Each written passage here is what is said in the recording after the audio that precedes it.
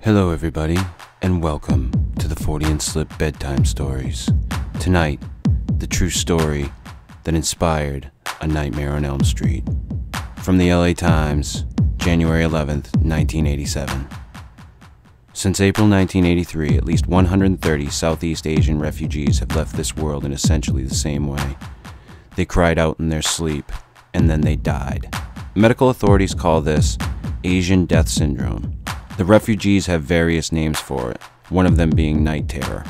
But Dr. Robert Kirshner says it all roughly translates as the same thing: nightmare death. As a deputy Cook County medical examiner, Kirshner has investigated 5 nightmare deaths himself, including a Laotian father and son who died in a Northside Chicago apartment, in bed, asleep, and only 15 months apart. The people in the neighborhood are terrified, Kirshner says. The victims had much in common, Kirshner found. First and foremost, that nothing seemed to be wrong with them before they suddenly died. These are all healthy men with no previous symptoms. The average age was 33, he says. The situation is almost always the same. It only occurs in men, and it only occurs in their sleep.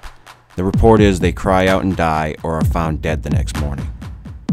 Standard autopsies revealed little about the deaths other than that they were caused by a sudden heart stoppage. Such an occurrence in Asians is mystifying, since their rates of ordinary cardiac disease and malfunction are extraordinarily low, primarily due to their low-fat diet.